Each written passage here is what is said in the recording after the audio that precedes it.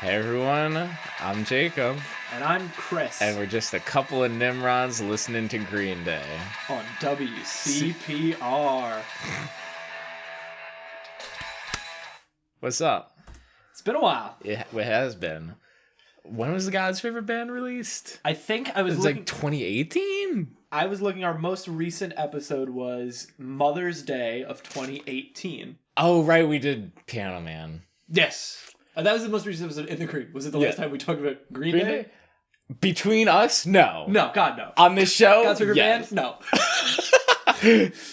God, we've been waiting for like a month to do this Just for episode. some context. What? So we can say when we're recording this. It was March 30 or 21st. March 31st. 21st. Wait, does 30 days half September, April, June, and You could just do the knuckle thing. January, February, March, April, May, June, July, August, September, October, November, December. For those who didn't know, I pointed to the knuckles straight up. and then the divots. I'm going on record. I hate the knuckle thing. I hate. Why do you hate it? Because here's how. Okay. Because in elementary school, they were like, here's how The you remember. fucking They were like 30 days, half half September, September. April, June, and November. Yeah. Right? That's so easy. They're like, if you're struggling to remember a nursery rhyme, you can pull out your hands, go like January, February. In the amount of time to get to November, you could have just been like 30 days, half September, April. All right, let's say how many They're days in both September? O of N search time. Fuck you. I am. Wait. Are you a fan? You're telling me you're a fan of the knuckle thing? I'm saying it's fine. Most of the No. days I have a feeling that's Well, like, flaw with the knuckle thing. If it touches a knuckle, it's 31. Yeah. If not, it's not not 31 because Correct. of February, which is the rhyme. 30 days, half September, April, June, and Well, November. The so- full version of that rhyme is 30 days. Excuse me, I'm burping because I'm drinking a Diet Dr. Pepper and cream soda. 30 days, half September, April, June, and November. All the rest have 31 except for February. Which You idiot. you moron. How did you not know that? That's the easiest So one. here's the thing. You're saying like, all right, if you can't remember the nursery rhyme, you could do the knuckle thing. If you can't remember February has 28 days, Get outta here. then you can't even do the knuckle thing. And you don't need to deserve. You don't deserve to know February has 28 days. You could just, well, it has 30 like all the others, right? Why is leap year such a big deal? February gets 29? All the rest have 30 all the time anyway. In an ideal world, that's how it would be. Someone was... Who was it? I don't think it was you. So I was talking about leap days. No, it was you. Yeah, it was Jeremy and me. It was you and your brother. Leap days, fine. Yeah. There's just no other way to do it. And I think your brother was trying to argue that... He was saying like the Mayans did like a leap day every year and it just like Did a- offset the the leap- calendar 6 hours. I don't know. It doesn't make sense. I was trying to follow him. Maybe either he wasn't explaining it entirely or I wasn't following entirely. Or he's just not correct. Which, Whatever Possible. it may be. whatever it may be, he didn't whip out his knuckles at any point. He certainly did not. So- And surely the Mayans didn't. When do you think the earliest person to do the knuckle thing was? Because, okay, let's just say, the earliest recorded knuckle thing was, in the 1950s. Sure. But do you think some dude in, 1774 was like, you ever notice this? No, And they just never- whipped out the Farmer's Almanac every single time they wanted to know. They're like, oh, when am I supposed to plant my crops? Spring. Yeah, That's it's- no wait, no. You don't plant them in spring. What? You may. Well. No, you can. You may not. Well, I guess you may. Well, depends. The farmer says you may not. What if you are the farmer? You Well, know, then you got a sheep and a wolf to deal with as well. God forbid you get some cabbages. No. Oh. 1774, they whip out the Farmer's Almanac and Yeah. they look up what sports to bet on in 200 years. That's right.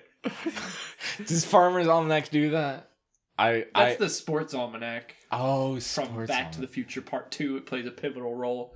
I've only seen the first one. First one's good. Second one is also good. Third one is not as good. It's like a fun little flick, but I feel like they didn't need to do the second one. Am I correct in that feeling? So here's my take on it. Okay. You have the first film, which is like, okay, here's present day. No one Yeah. cares. We all know what present day is like. Then it's like, what if we took some dude from present day and went back to the 50s and did a whole movie from 30 years ago at the time, which was the 50s. Yeah. That's fun. That's cute. Cool. Some of them are like, wait, if we have time travel, we could also do the future. So the second film, they go to the future, and I think that's fun. And it's pretty creative with how they Yeah. do the future. So I kind of like that a lot.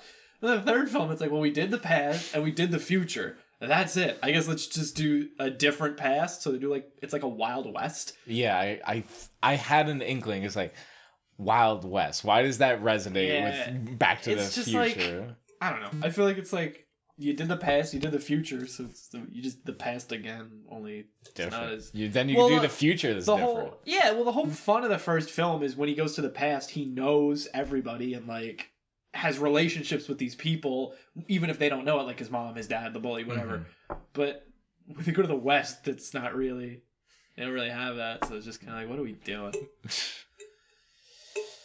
I would much rather be talking about a review of the Back to the Future series than this album. I'm just Me too. We can finally hint at our opinions. Me and Jacob have... Oh, that's what we were saying. 30 days. Oh, okay, yeah. so it's... Oh my god! So circle us back. Circle back. It is March 21st. When did this album drop? It dropped... February, some shit. Early February. I guess this is a Green Day podcast. We should probably say that. Get our facts straight. Okay. Father of Mine by Everclear. That's not what I want to know. You said Father of Mine. What is it called? Father of All. You think I care at all about this album? Okay, Father of All. No, I don't think that. And actually, no one should. Technically, it's called Father of All. Motherfuckers. Oh, well. Oh, I'm sorry. It's only 26 minutes long. I was saying it's 36 minutes long. Funny how it's 26 minutes long. When it ends, you're like, oh my gosh, did that really just happen? And it feels like an eternity the whole way through. Okay, February 7th. It's February. So the album's been out for less than 2 months. So you probably listened to it sooner than I did, but I listened to it the day it came out. Many times through. I don't think I listened to it the day it came out, but I listened to it shortly thereafter. So it's been like almost 2 months of every time me and Jacob see each other, which is pretty frequently, of like... Oh my god! like getting close to talking. But now we can definitively say it sucks. It is hot garbage. Oh my god. Big old thumbs down. I cannot stand this album. The only thing I think of when I hear this album is like, man, I wish they released a real album. Yeah, it's like, wait, this is literally like, okay. This is like, haha, wouldn't it be funny if we released an album like this? It's just like, so here's another thing I'll bring up. So when we do this podcast for all the beginning episodes, we listen to it through. Jacob obviously has a history with Green Day. For me, I listened to the album, and only when we were doing those other episodes, I only had a week at most. Obviously, it was usually less than a week to really sit and digest. I've had 2 months stewing. I have a lot of opinions and thoughts. And I do too, things dude. I've like processed and learned about this album that I just... There are bits I hear every single time in my head is like, I need to say this on the podcast. It's just like, I think about it because I've listened to it at least 4 times through, maybe even 5. I've probably gone to like a dozen. You probably listened to it more than I God bless. A dozen too many times. God bless, because I was like, I can't. I listened to it once. I was like... We did, for the first time, listen to a whole Green Day album together, though. Yes. We listened to this together in the car, which was... I would say it's fun, but it's not. Well, that was like, when it ended, I was like, oh, aren't there more? And then I always forget, because I'm like, oh no, it's short, so then you're like, oh, that was probably, what, like 4 songs? Like, oh no, it's 10 songs, except 6 of them sound the same. And then like, 4 of them are decent at best. At best, bad at worst. Yeah. There's some song. We'll get there. Father of All makes Trey look like American Idiot. It's true. And Father of All makes American Idiot look like, I don't know, Mozart's Fifth or something. Yeah. Is Mozart's Fifth the Ode to Joy? It might be. That or is like the da-da-da-da. Mozart's Fifth Symphony. We can't get copyright struck for this because it's under public domain. Public domain, baby. Wait. Fun fact about watching a classical music video on YouTube, scroll to the comments, and there'll always be somebody who will timestamp and say, this is what you're looking for. Ooh. If it's like a famous one. Okay, 203. Let's see. This also might not be the Ode to Joy one. It might not be.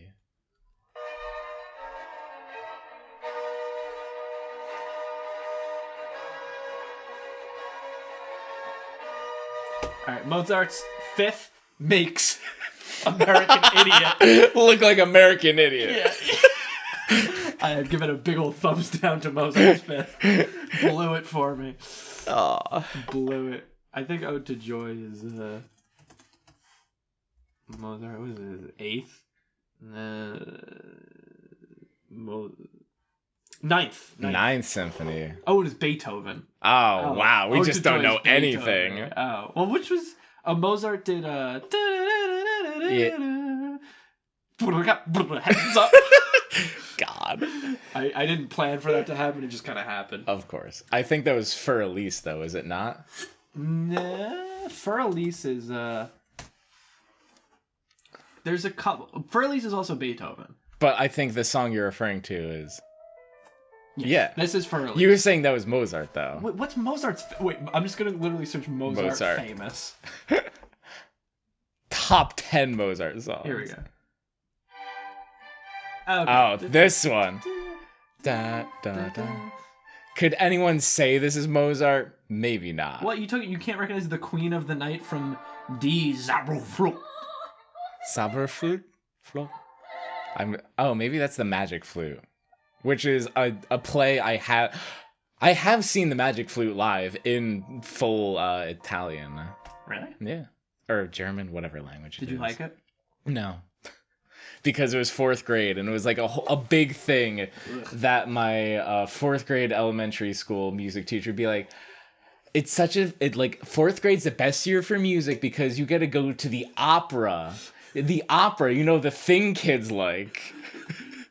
I went to the opera once. It was rough. Oh, yeah. It was in Italian. It was Romeo and Juliet in full Italian. Mm-hmm. This is what happened. I went with my then girlfriend. She's still my girlfriend currently. But she was also your girlfriend. She was also my girlfriend then. Mm-hmm. It was me, her, and then my 2 roommates. And the 4 of us went because the Met was doing some deal where it's like if you're a student, you can go for like dirt cheap. So the 4 of us go. I forget how it worked out, but me and her had seats at one end of the theater. They had seats like at the opposite end of the theater, the 2 of them. And me and her went. And the opera starts. I fall asleep. And she's like, babe, get up. And I was like, huh? And then I fall back asleep because it's the fucking opera. And then intermission happens. And then me and her meet up with my roommates. And my roommate was like, I'm going to be honest, I fell asleep. So then the 4 of us were like, can we just leave? And we were like, yeah. So we just left during intermission. And I was like, that was awful. Mm-hmm. I feel like anybody who claims like the opera's just like they're lying. They're lying to themselves. Anybody who claims to like basketball, it's like, yeah, no, there are things to like. Yeah. Opera, it's like, don't kid yourself. You're telling me everybody in this room is an elementary school music teacher? Might be. That's their only market. The only people who I would genuinely believe enjoy opera. Uh-huh. Everybody also in there was old. The whole reason they were doing that program was like, we gotta get young people into the opera. Our customers are gonna die. Yeah, we gotta get young people invested in a thing that young people don't like. That'd be like me being like, yeah, I'm gonna open up a video game store and I'm gonna target old people. It's like, yeah, maybe you'll get some, but I don't know that that's a good business model. It's like GameStop. Elders get 70% off. They're not gonna make a lot of sales. There'd be young kids being like, Grandpa, you have to. Yeah, like, have to. Dude, give me Skyrim. Wait, GameStop's funny because they were like, oh no, this isn't a sustainable business model. Mm-hmm. We need to also just sell geek culture items. That's right, and it worked. Kind of. More so. It slowed the bleeding. Ah, right. Yeah. Turns out people don't like being upcharged for used games. Yeah, who'd have thunk? All right.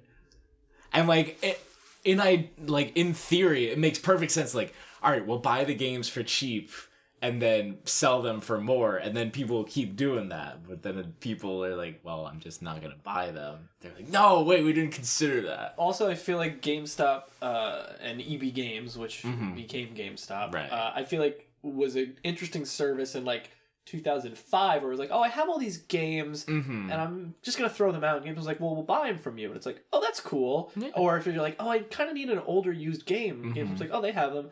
Now it's like, well, I can just go on Amazon. It's like, problem solved. Or it's also like, well, I have a digital copy, I can't do anything with it. Well, that too. Yeah. Do you buy digital games? I've been doing that more so. I mean, like, I guess my Steam library has like 50 games in it. No, I guess but PC is different, I suppose. Yeah. For big like launches, I'll prefer to get the hard copy if I can get it. Yeah, I wouldn't want to like download a Mario game. Let's put it that way. Yeah, I feel like the only games I have downloaded are indie games. Yes, That there are you go. like- That you can't get a physical copy of. Well, yeah, that's a big part of it, of course. But if it's just like under like $30 or $25, I'm like, whatever. It's like, yeah, I'm not gonna go out and get like the jacked up version. I think for for nothing. me, a big anxiety is I'm afraid my console's gonna run out of space. Ooh, well, you can just put a micro SD card in there. For the Switch? Yeah, Wait, really? yeah. Wait, did you not know it has that? No. What am I, an idiot? Yeah. Oh, American? Oh, yeah, absolutely. Wait, can we just play Switch instead of talking about this Look. horrible album? What? I thought this was just a stand. No, the micro SD card goes right there. There's not one in there. No. What game do You- I have? Oh, Animal Crossing. Hey, this album. Wait, can I just TLDR? Yeah. Father of All Motherfuckers is the word. It makes Mozart's fifth look like Beethoven's ninth. You can quote me on that. God, I mean, we got to talk about it at some point. We do. Um, How long have we been going? yeah. What's the time? I can't see. We're doing this on. Oh, I won't even say. 16 minutes in. 16 minutes. Okay. Time flies when you're not talking about the album. Jeez, I don't have the big WCPR digital. If we font. do this for another 10 minutes, that'll be time worth spending over listening to this album. Yeah, seriously. I hate it. Like Yeah. I just don't think it was good. Trash. Oh, how do okay? Because we're gonna go song by song. We are. We are. Yeah. Do we want to talk about? Wait, two things. One. Yeah. Well, three things. Okay. One. I feel like this should have been talked about before Yes, we started. That was thing number one. That was great. Thing number one. We probably should have discussed this off air. Thing number two. Yeah. Do we want to talk about our thoughts in general first, then song by song, or the reverse of that, song by song, then thoughts in general? Three, or do we want to just keep talking about other things and then get? I think the third one is just how it always happens. But I think we typically how we do these episodes, if I'm not mistaken, we'll give general sentiments. Yeah. Just like a general precursor to guide the notes we give for each song. Sure. I think we've already stated our case very clearly. Yeah. If you were like, "Oh, geez, I'm on the edge of my seat, wondering what they think about," just first of all, Don't listen to it. You're an idiot. Yeah. Don't give your Spotify clicks to Green Day. They don't Definitely don't buy this album. No, oh, I see. We're in such an age of streaming. Buying the album didn't even like cross my mind as a thing one could do. But now that I know that is a thing that could do, if you're one of the, I don't have the exact numbers in front of me, but if you're one of the tens to 15,000 people listening, 10 to 15 people who bought this album, shame on you. are there? I guess it's only 2 months old, but do we know what the numbers are like? Was this like a big old flop? So here's the thing. I dodged every single review of this album because I wanted the thoughts to be truly my own. Mm-hmm. Because, like, that's very rare for me to come across, especially with a mainstream band like Green Day, where it's like, I can truly be like, this is absolutely what I think about this album. On the Wikipedia page, critical reception, polarizing views. Some people really like it. Some Polarizing. people didn't. Some people didn't like it. Some people didn't bother listening to it. Those are the only two opinions you can have. Honestly, my favorite that I'm just skimming through Yeah. is Sputnik Music gave the album a 1.5 out of 5, saying it's a hot mess that destroys any hope that Green Day could reemerge as a band worth listening to. Right. And we thought that about the trilogy, and this somehow just blew those out of the water. Because, like, oh, at least they tried with the trilogy. At least they wrote a lot of songs. That was like quality over quantity. Or, I'm sorry, quantity over quality. But this one doesn't have quantity or quality. It has neither. And it's literally just like, They don't say anything. This is a half an hour of saying nothing. Can you imagine that, Jacob? 2 people A small collection of people Saying- talking about fucking nothing, for an wasting your hour. time. Can you imagine that? Here's what I think. Okay. I'm actually just gonna jump into this because this is All something right, I've been this is thinking we've for a while. been Because here's the thing. Let me let you in a little secret, listeners. Me and Jacob just bullshit about nothing all day, any day. This is true. anyway. Uh-huh. I feel like when this podcast started, we probably didn't spend enough time bullshitting. Right. So this podcast was like, oh, this is... But we do that a lot. So I kind of want to focus a lot on my feelings on this because the one thing I've been holding back on. Sure. I need to just let this damn flow. Well, then, I also want to comment. I feel like this podcast, for me, is a way to capture our back and forth nonsense. Oh, that's fun. Because, like, when I listen back, it's like, right, we cared about that thing in 2016. 2017. 2017. Well, we also talked about shit we liked in 2016, though. Oh, you got me there. I can only assume. I will say, top 5 moments of the podcast for me that I think about a lot. I think about pumpkin pie. I have associated this podcast with pumpkin pie a lot. I listened back to that, and in my mind, when we were recording, I forget which episode it was, but I was like, Jigo, I could run to ShopRite, buy a pumpkin pie, come back and start eating it before this podcast would end. And I didn't do it. I sat and I stayed. You were so angry. You were so hangry the whole time. But let me just make something clear. If I had gone and gotten that pumpkin pie, I think I would still be in the same spot I am in life now. So it's like 2 paths I could have taken. 2 paths don't diverge into Yellowwood. No, they diverge at the ShopRite parking lot. One where I stand outside and don't get the pumpkin pie. Either way, now you just make me want pumpkin pie. I'm sorry. All the feelings of pumpkin pie. Actually, pumpkin is not even my favorite pie. What is your favorite pie? Let's get into it. Investigative journalism speak. I'm a big fan of pecan pie. Pecan pie. Excellent pie. Might be my favorite. I've made it. Oh right. Since we've last recorded, I've gotten a partner. Shut the fuck up. Don't clap for everybody at home. Jacob's got a partner, and his partner is doing great. Great. Good enough. Yeah. Either way. Actually, I don't know.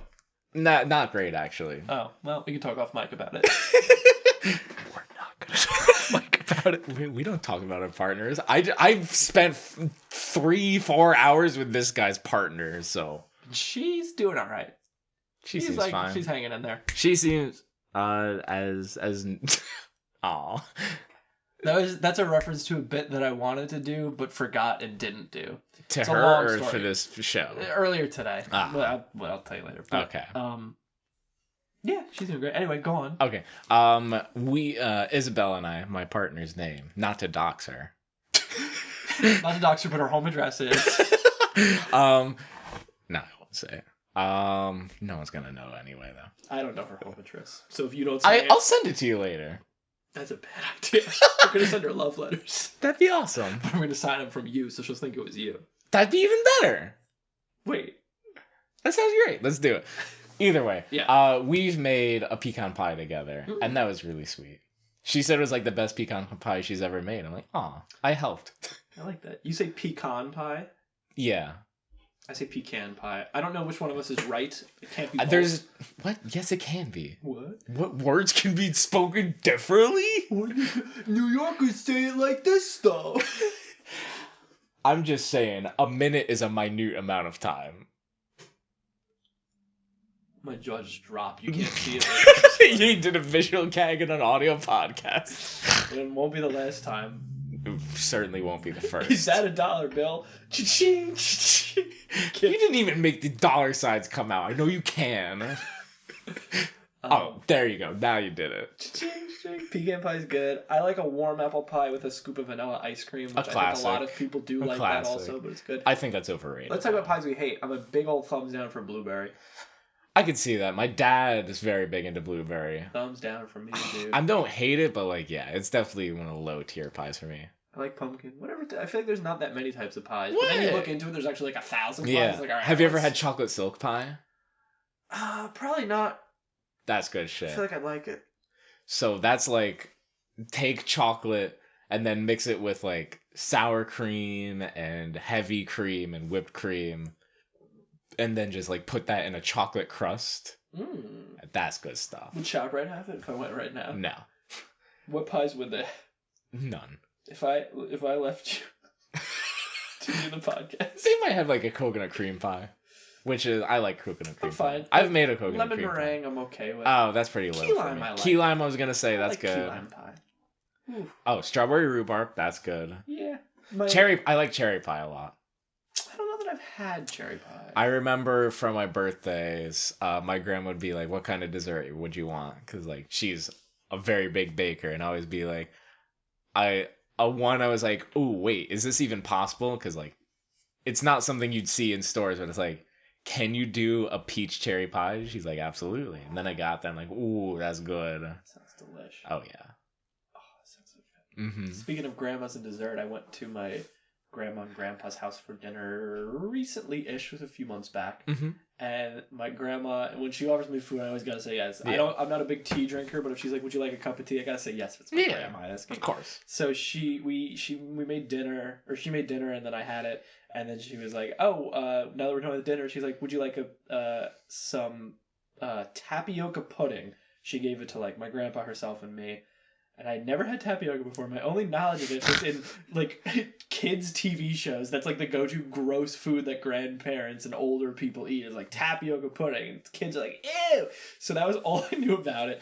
So I was like, oh no, this is gonna be gross. And then I ate it. I was like, wait, this is amazing. This is it's really delicious. nice. I was like, wait, this is so... Very carb dense, but it's good. Carbs are good for you. No, they're not. No, don't let the media tell you otherwise. The mainstream media is trying to keep the carbs out. Carbs keep you bulky and strong because the media doesn't want you fighting back when they come for your rights. Sorry. Let's get political. Let's get... No, it was delicious. And I think I went over to her house again shortly thereafter and got more tapioca pudding. And I was like, no, this is the life. Yeah. Tapioca was good. I like it. I like it a lot. Oh.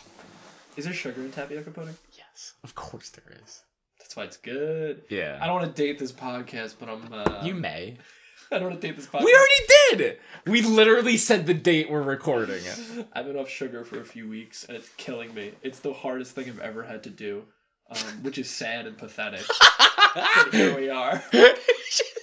At least you admit it. It's like disgusting. Every time I bring it up in conversation, I hate myself, but I bring it up so often. Oh, I get that. But it's like, you gotta for you. I know. I keep reminding myself. Uh-huh. And like the more, for me, the more people you tell, the like bigger the promise it is that you can't like break. Yeah. Because then you have to deal with, I thought you were off sugar. It's like, well, and you have to backtrack and like make a pathetic excuse for yourself. I don't know when this is gonna stop, because in my head it was originally like, I'll just do this for a while, but it had no end date. Uh-huh. So I'm just, I mean, like, keep it up as much as you can. No. But here's the other thing that I think has like been a problem. Okay. So I'm off sugar. So if someone's like, "Do you want some ice cream? Do you want some pie, donuts, chocolate cake?" I have to say no. But then I was like, "Oh, I'll just have some peanut butter and crackers." But look, there's sugar in peanut butter. You can get peanut butter with minimal sugar. But I did. I just had some peanut butter, and I was like, "Oh, son of a bitch, there's sugar in there." So then I was like, "Am I just like off sweets then? Is it like it's just weird?" I mean, like the only way to like get the true like divider is like just say no carbs. But I just spent a whole minute talking about how good carbs are. Well, that's the problem. I substituted. This is a diet podcast now. I substituted my sugars for carbs. And that's no better. For, like, because guess what? For like bread and cheese. I've been eating like pizza. Cheese is fine. I've heard otherwise recently. Not for me. I'm lactose intolerant. Oh. I don't know for sure. Oh, maybe it's not fine for you then. I don't know that, but it's like every time I think everyone's a little lactose intolerant. No, like if I eat anything with milk or cheese, I'm gassy the whole day. Oh. And I eat it every day. So I'm gassy every day. It's really bad. Anyway, this is not what this podcast is about. It's about diets. This podcast is not about things that stink. Oh, wait. This episode it is. Yeah.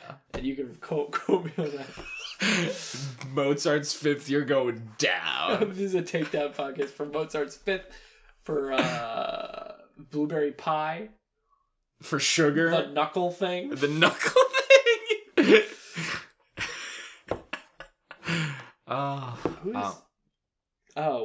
Speak of the devil and she shall appear. My partner, who I mentioned earlier. Uh-huh. I'm not saying her name, but I said her name in the last episode. We said it before, yeah. I have? I think so. Well, I'm not good. It's Julia. So. Yeah, I already said mine, so. Isabel? Yeah. Julia's home address is... Just gonna throw it out there for good measure. Are we both texting our partners right now? My partner just texted me something sweet. I want to read it out loud because I don't want to date this episode. You already did. I don't want to date this episode. I want to date her. Aw, I want to date my partner. Yeah, let's do that. This is good content. Because it's just us texting our significant others. And it's sweet. I think this is wholesome. Considering where both of us were at when this podcast started. Oh, this is night and day. Compared to now. Oh, man. And I think it's funny how when this podcast started, we were both in not so great places in terms of relationships. And now we're both in great places. And the first album we listened to was a really bad album. Well, it wasn't bad. It was just like, fuck. It was just like, there's nothing going on. There's nothing going on. That's what it was for me. I had nothing going on. And now we have things going on. And the Green Day album we're reviewing, it does not reflect that in any way, shape, or form. Jacob and I have changed and grown as people. Green Day has regressed. I would say This might be their worst album. I haven't listened to 39 Over Smooth probably since we, Even 39 Over Smooth has some redeemable tracks. Pause. Well, not pause. Fucking keep recording, I mean. But, disregarding Father of All. Yeah. Like, if we don't count this album. If we were recording this 2 months ago. What would you say is the worst Green Day album? 39 Over Smooth. Okay, that's probably what I would say. I just remember, like... If not, maybe Trey. Did we rank them? I feel like we ranked them on one of the episodes. I could give you my ranking if you needed, but, like, I'm good. Because it's just, like, 21st Century Breakdown That's really like. stupendous. I really like. Revolution Radio. I enjoyed more than I thought I would. Ordinary World is, like, the best song they have ever put out. But yeah, no, it's like I mean, I think Revolution Radio is definitely front loaded. Yeah, because like there's a cutoff point where it's like. I would argue though. I feel like every Green Day album is kind of front loaded. Yeah, I think that's true, except for American Idiot. Right. Which is good. Not every song is good, but it stays good. Yes. 21st Century Breakdown. Even 21st, it's a little front loaded. Actually, no, I think the final act kind of sucks. I think the first 2 acts are good. The final act is Why is every song liked except this one? I remember that you didn't listen to Restless Heart Syndrome when we did the 21st Century Breakdown episode. I guess that's why. Interesting. I'll have to go back and listen to it. Maybe we did not do Demolicious. What is Demolicious? All right, so Demolicious, I guess this is something that should be covered. Do we gotta do an episode on this? We could. Why didn't we? Because it's not a full album release. This is as you could imply demos from from the Uno Dos Tres, as long as some other songs that were just never released. But they're just like rougher cuts that people say like are honestly better than the final product. Oh, we should like do this one. All right. I mean, if we did freaking Piano Man, I don't see why not. Yeah. We did. I don't know. We did some stuff. When we're hankering again for a Green Day podcast, we could definitely go back to that. We can certainly. Whatever. We can certainly go back. Yeah, so, okay, Father of All. Yeah, Uno Dos Tres. They weren't great, but it's like, at least, I guess they're trying something. They definitely did a lot of styles. They didn't all work. That's the thing. They were trying. And I will always appreciate somebody who tried and failed more than someone who didn't give a shit and failed. Which is what Father of All... Or actually, let me rephrase that. I always appreciate if you try and fail versus... the cocky, conceited, we're so good we don't have to try attitude that this album just exudes. That they like, felt like they were so there's good. no song on here that I felt like Billy Joe really wanted to write this. Like he needed to get this out. It just felt like a look at me, look how like good we are. It's like we can still produce content. We're great. We're the best band in the world. We don't even have to try. And it's like no, Billy, you still have to try. So yeah, no, trying is kind of what separates you from a bunch of other punk shit bands. Literally. But it's also like, I don't know. I just feel like I want to talk about my complex thoughts, and I feel like it's going to be easier. Let's go. Before we get into it, as opposed to after. Yeah. I think so, yeah. So. The bit I first sent you on my first listen through is like, I said something to the effect of like, oh, Green or like Billy Joe apologizes, saying like, "Sorry guys, we meant to put out a new album, Shit. but Go on. but we just put out Insomniac in the style of Revolution Radio." Wow. Because it was the nothingness of Insomniac with the kind of like overproduction of Revolution Radio. Yeah. Yeah, because that's the one thing I will say. Production value is high. But for what? Exactly. For what? Like, Truly the embodiment of shining a turd. yes. A polished turd is exactly what I would call this. Because it is produced well. It's like, wow, yeah, like there's things going on here. We'll touch on the music videos, but Oh yes. the music videos are produced very well. Yeah. Let's leave it at that for now. But so here's my hot take on this album as a whole. So I feel like when American Idiot came out, Yeah.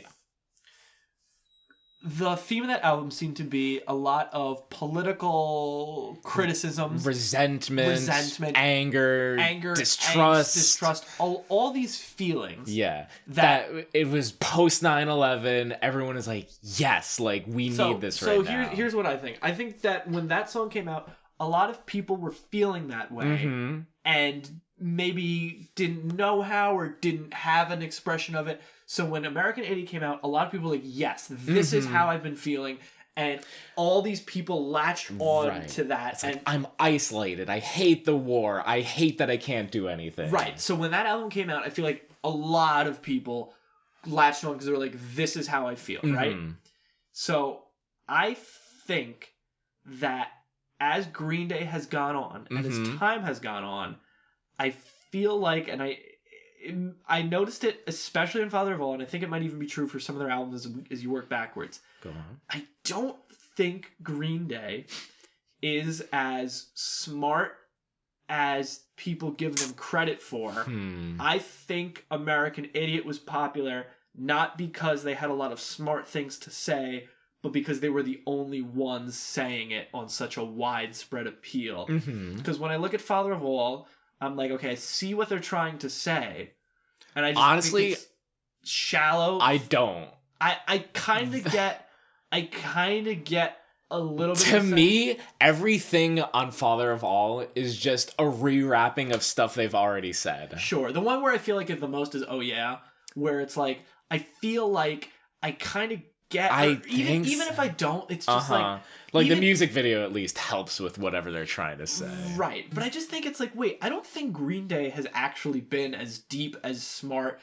I just think they were the only ones doing it for a while, which is why people were like, oh, that's how I feel. But then as time has gone on, it's been much more easy to find creators that say things that you like because of the internet and stuff. Yeah. It's like, oh, Green Day is on the surface, like 2004 American Idiot, Green Day's like, I don't like what the government's doing. A lot of people are like, yes! But then it's like, as time goes on, people will be like, I don't like the government's doing because of this. Yeah, they're more nuanced. It's more nuanced, it's more interesting. People latch onto that. But Billy Joel's still, 2020 standing here just like, isn't the government crazy? It's like, yeah. But like, what why? else? Why do you say that? Say more. And he's just not saying more. And I feel like that's why they're falling to the wayside. And this album, I don't think was a big hit. Well, here's the thing. Perhaps a very hot take. I think Green Day only has like 2 good albums. I think Dookie's good, and I think American Idiot's good. You don't think 21st Century Breakdown's good? I think it's fine, but I don't think it's good within the public domain or like public sphere.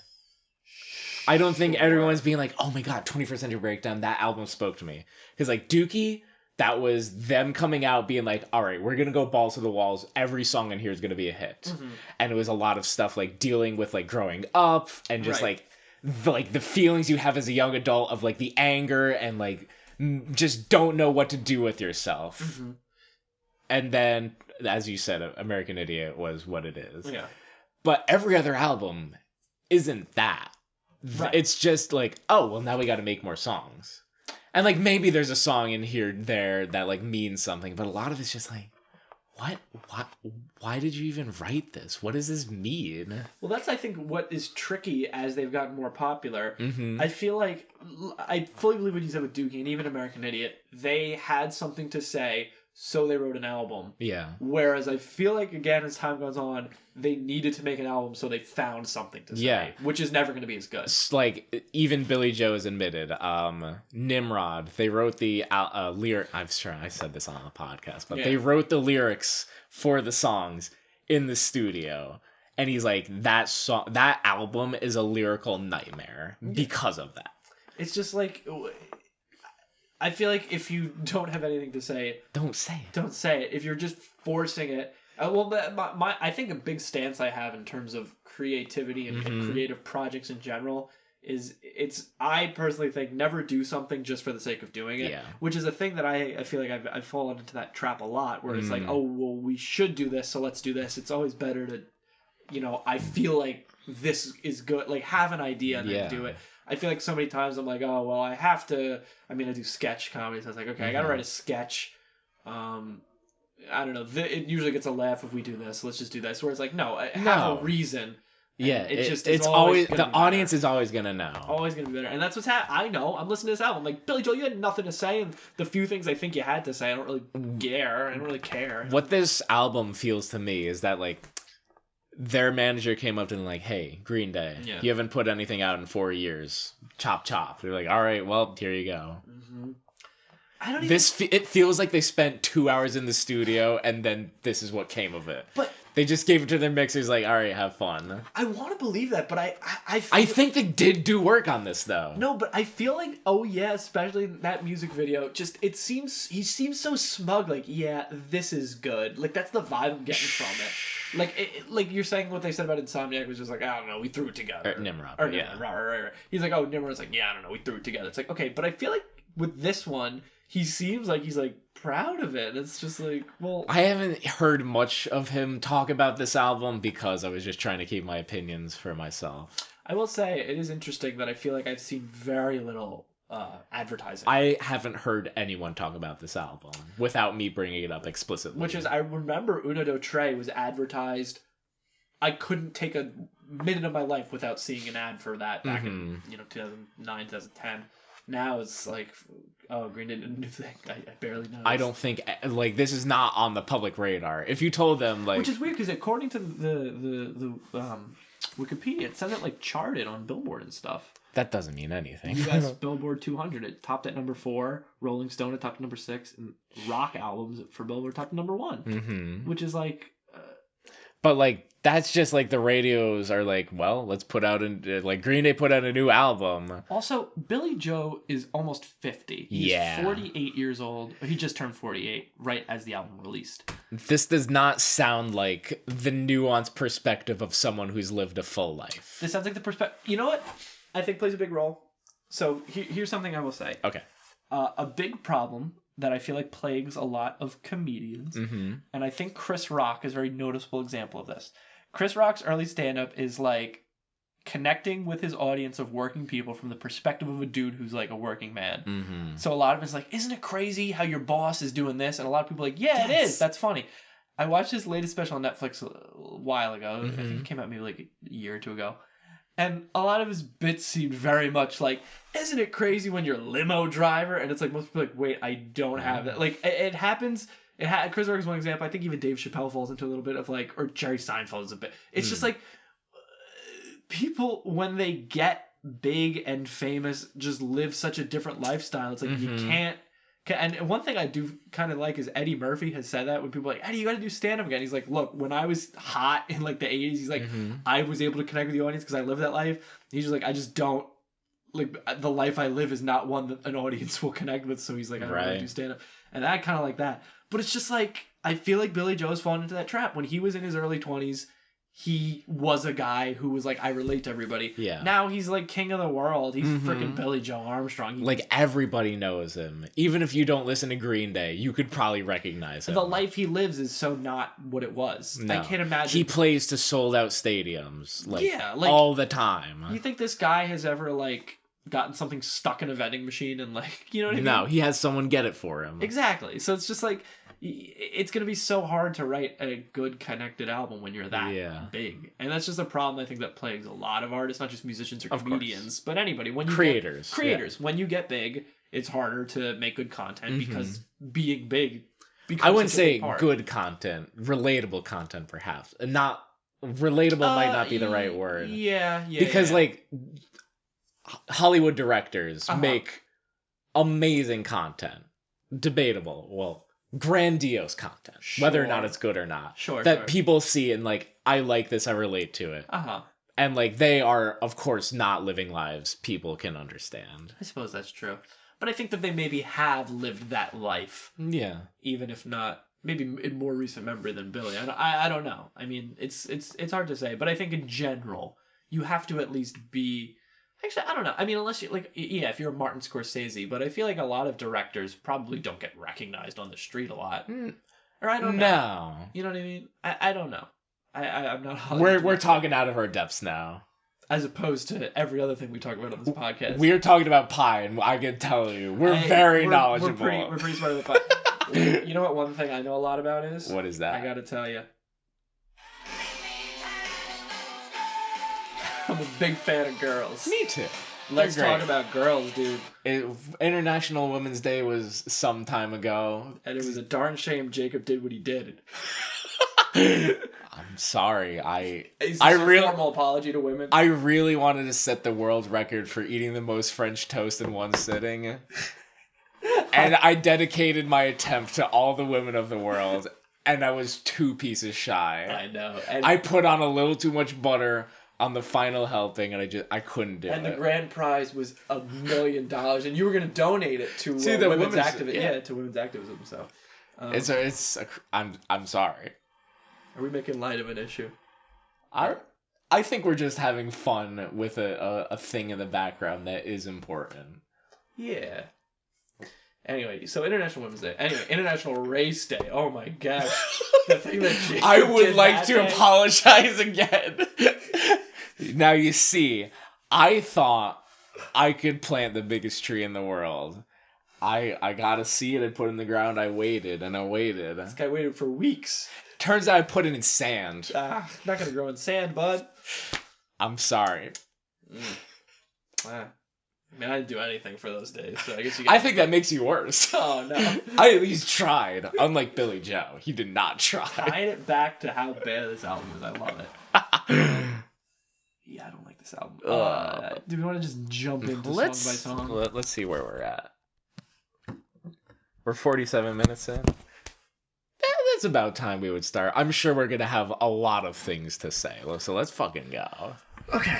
So starting us off on this journey. Father of all. Ellipsis. ...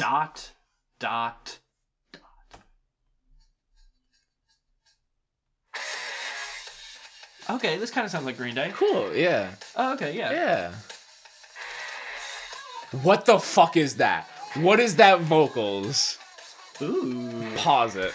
I don't mind it. I dislike the vocals immensely on this song. So, Father of All, I actually don't mind this song. So, here's the thing. I feel like I got tricked because I listened to Father of All and I was like, oh, that was fine. The album will be fine. By comparison, Father of All. Father of All makes every other track look like Mozart's fifth while it's being over here Beethoven's ninth. Ugh. I think this song is fine. It's fine. Look, it's not a good Green Day song per se. I think if they were gonna open the album with anything. Yes, this was the one to open it. I think the song order for this album works for what they're working with. So here's the other thing. Yeah. I think we talked about this right before we started recording. So for all the other albums I just listened on Spotify, I listened to this on YouTube, so I saw the music videos for the ones that did as I've seen through. Everything at least once. So the Father of All music video is very simple. It's just them playing with like a red and black background, and it's like it's cool visual. So this is the first thing I saw of the album. I was like, okay, it's the three of them. It's our old friends. It's Billy, Mike, and Trey. Billy, Mike, and Trey, and doing their thing. You got there's some stock footage. Yeah, and I was just kind of like, okay, like I get it. Like I was like, this feels kind of Green Day. He's flipping the bird. He's like, oh, I hate the system. Yeah, he's got his count your money, like classic black hair. I think they're kind of doing like a send up to like the 50s with the outfits and modern day and I don't know exactly what he's going for. That's the thing. Like, a lot of the Green Day songs, like, I don't know exactly what he's writing about, but I can get a feeling. For this album, like, what are you even saying? Yeah, this one I was kind of lost, but I like. It's like, okay, like, he's upset with something, and there's paranoia. I don't know. I gotta be honest. Tré Cool looks old. Yeah, well, Billy Joe looks immaculate as ever. Yeah, I know he's looking older, but like he does not look like he's 48. No, Billy Joel, like, I will admit Billy Joel does look good, but again, like, when you're the richest dude ever, you can afford to, like, I mean, it's a very, very like known joke within the Green Day community that, like, Billy Joe does not age. Sure, but can't say the same for our buddy Trey or Mike, really. Mike, I feel he looks like a dad. I've never heard Mike speak. Yeah, you've heard him sing though. Trey, Mike, you gotta go run around and walk the dog. I don't know. Trey just looks like old. He looks like Jeff Daniels. He looks kind of older now. Not old, but older. I don't know. Yeah. Okay. So this song, when I first heard it, I'm like, oh, this is just a car commercial song. Son of a gun. That's exactly what it is. Yeah. Can you wait? This is gonna be hard for the listeners, but I'm gonna be playing the video of a Kia if you want to edit this on, YouTube probably wouldn't like that. I'm gonna play a video of a Kia commercial, and I'm gonna put this song behind it, and we're just gonna okay, hold on. Featuring the all-new Kia Sorento, the new species of soul. 2020 Soul Model EX exterior with optional features as shown. Some features may vary. Kia, drive to your future. Didn't that work? Yeah. So well. Yeah. Didn't that work like too well? Because like American Idiot is like, oh, I cannot put that behind a car commercial. That is not appropriate. No. This, however, it's just like it's going and it's like you can tune out the vocals. It just sounds that's that's another thing. Like Green Day songs, I will compulsively learn the lyrics to every song. That's just what I do. Like, I listen to the album so much, I'm like, that they mean a lot to me. I'll learn the lyrics. This album, like, why am I can't be bothered. I don't care. I can't. Oh, they're playing in yeah, they're playing Queens in August. I just feel like the lyrics. I will say this, aside from maybe American Idiot, the lyrics for Green Day have never been huge. No, they're not phenomenal, but like they always like resonate with me enough to be like, all right, I'm like they're gonna be implanted in my head. Mm-hmm. Can't say that for this. Because like I'm struggling for lyrics for what Father Follows You were talking about. It's like I know the first line is I woke up in I woke up in the morning. I woke up in the evening with a big smile on my face. It doesn't feel out of place. Yeah. I mean, and it's truly all downhill from here. Yes. It's Tré Cooley, all downhill from here. It sounds fine. That's the best I could say for it. It's a decent single. It's a decent single, and that's the best this album has to offer. Yeah. Why aren't you using Spot? Oh, I didn't even know there was a... There's a video. I just mentioned YouTube, ready, aim, fire, ready, fire, ready, aim. Is there a music video for this? I didn't know. What is this? October 10th, this is 2019. Old. I had no idea. This music I've never seen this music video, but it's just a performance video. And they're wearing the same outfits as they did for the they probably did it like more. All right, so I'll play it for real on I'll play it for real.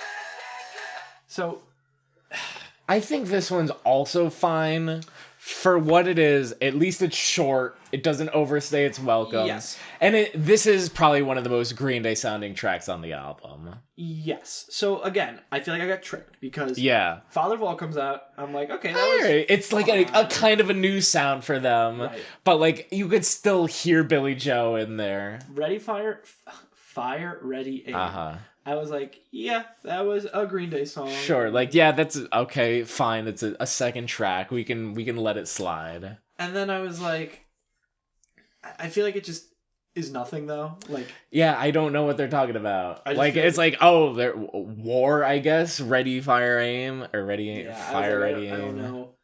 I was I guess it's talking about like oh, they do things backwards. Very insightful. Yeah. What if we took a title before we had the song? Is what it felt like. Yeah. What if we did the title first? It's just like, all right, whatever, guys. So it's just like I don't know, not anything that really knocked my socks off. No, and like I feel like this shouldn't even be on the album. No. Plus, it feels like it should have. Honestly, if they were to redo this album, I would put it later just to space up the good songs. Yeah. I wouldn't even call it good. It's just, better. Space off the song. The song, yes, because the other ones, they're not really songs. No, we'll get to it, but they're an arduous journey. It's like medicine. Yeah. It's like you gotta take your medicine. It's like, oh no. It's like you had your fun with Father of All. Okay, we'll warm you up with fire, ready, aim, and maybe one or two more comforting words, and then you're on your own, pal. So sad. It's really like getting kicked out of a plane, no parachute.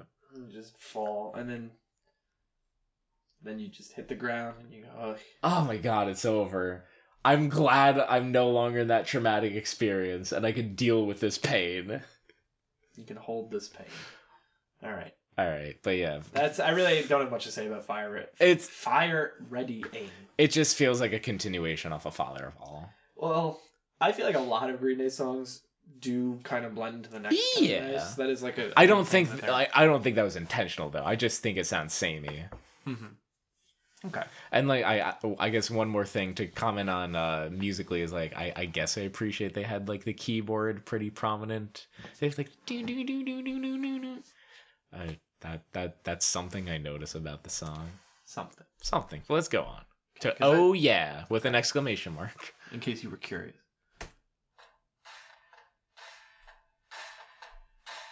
Oh yeah, this is my shit. All your girls stuck their hands like this. Okay. This is cool. Fun little... It's like a fun Well, no, vibe. that's Dirt. Cool's on drums. Jacobs and Winston.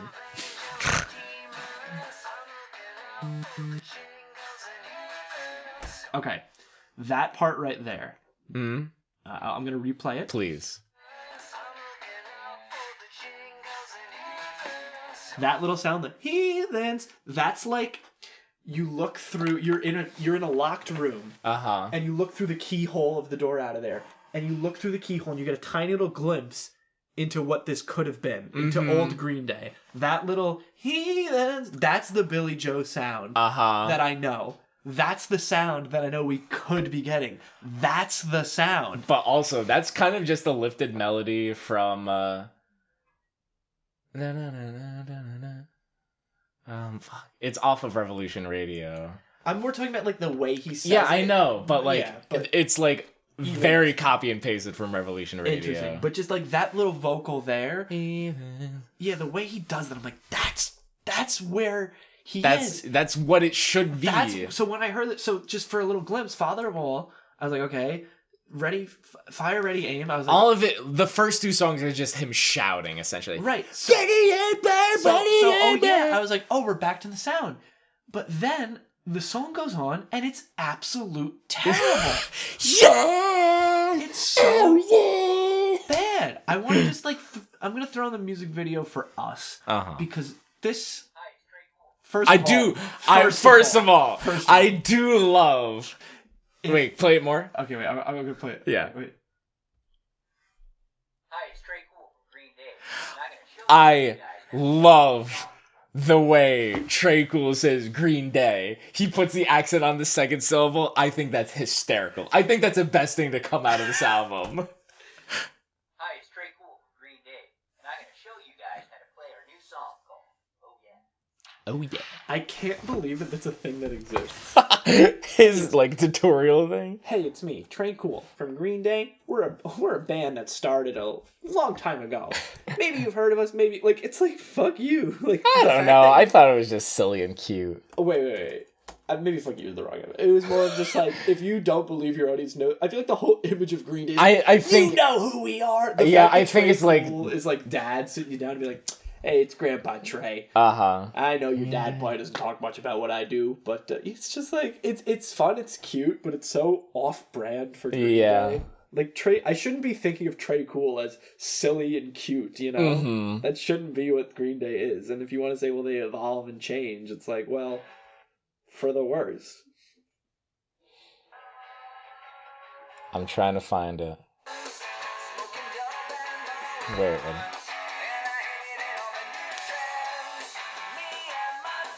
I feel like when I hear "Oh yeah" verse, this is all I think. This is Too Dumb to Die from Revolution Radio, right? Yeah. I think it's even more prominent in the second verse.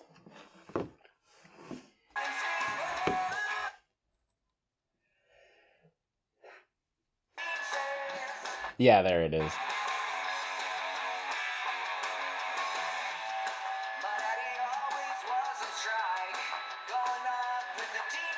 There it is. Teamsters. That's what I think.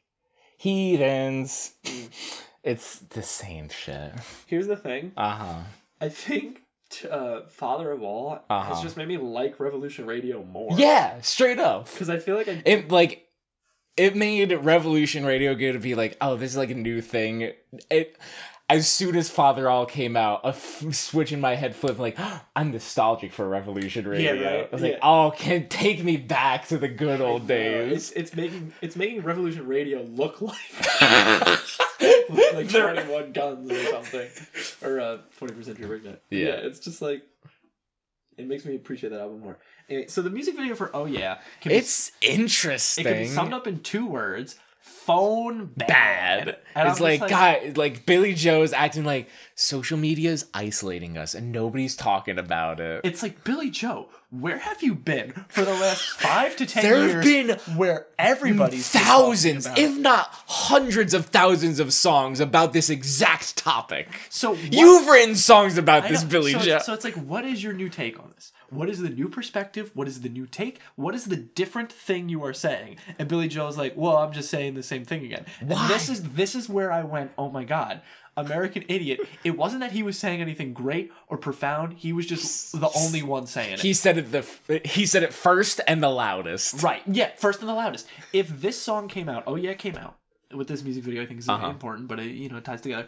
If this came out and nobody else had talked about this yet, it would be like, yes, this is how I feel. Oh my God, wait, yeah. Behind it. And like people would be like, we have to reconsider the way we use our phones. Right, yes. But the fact that hundreds of thousands, if not hundreds, thousands, if not tens of thousands, if not 100,000. Important step to skip. We're not dealing with pure logarithms shit. Nice. Like the stock market. Yeah. So so if this had come out and nobody else had said it, I feel like it would be a lot more what happened with American Idiot. But it's not. Everybody's been saying it, so it's just like you're just a drop in the bucket, Billy Joe. Mm-hmm. So it's like, why? I think it's just literally the same thing where Billy Joe's like, I'm gonna make it. Social media is kind of stupid. I'm gonna make a song about everyone that. thinks they're important, like you. Like you, Billy. Like you. Don't you have social media and making this song moot? Yeah, it's just like it's. You have a phone as well, Billy. I don't even know. I don't know if that makes it moot. No, it definitely dampens the message, though. Sure. Do you think Billy Joe himself actually has anything to do with any of the Green Day social media, though? I think some of it. I think his personal Twitter he would do. I'm always so skeptical about celebrities and their own. Of course. And, yes, I'm sure, the big stuff is market tested it. Especially a brand as big as Green Day. I can't see him having any involvement. I think he has some involvement. Really? I feel like... I'm sure he doesn't do any of the hashtags, but I think just any pure text tweet you see from him is him. I saw somebody said something once that I thought was really interesting, where it was like, whenever, because I guess not to take this episode, but the Democratic debates have been going on the last few months. Yeah. And I saw somebody be like, can whoever runs the candidates' accounts please not tweet during the debates just to keep up the magic that it could be them? I thought that was so funny. Oh, that upsets me. Because it's like, of course it's not actually them. No. But it's like, can you at least just not during the debate just to keep up the magic? Which I was like, oh, that's really funny. Yeah. Anyway, yeah. This song gets It's just like, okay, and here's the thing. It's not, oh yeah, it's not a bad song. Musically, it's like, all right, it's catchy. Kind of. Not the oh yeah part. The titular part of the track is the worst part. Yes. And the verses are cool. I've suffered and the pre-chorus. I've suffered through more for Green Day songs. Yes, absolutely. So if oh yeah is, you know, what I gotta trek through, so be it, I guess. If we're working through the album, it's like, all right, this isn't what I want, but like it's still something. There's something there. There's a glimmer of something.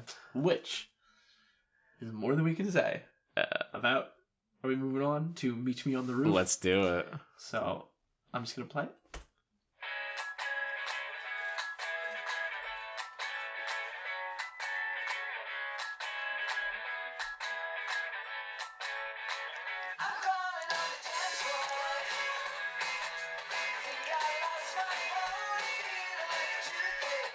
So I think I got your impression of this song from your facial expressions, but I kind of like this song.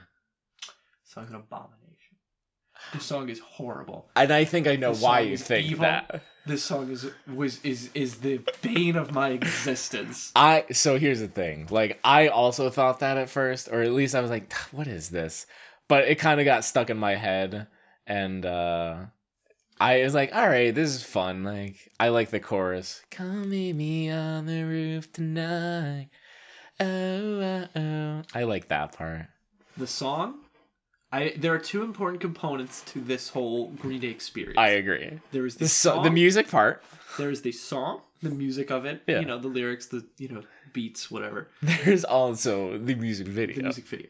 I will get to the music video in a moment. I will talk about the music video.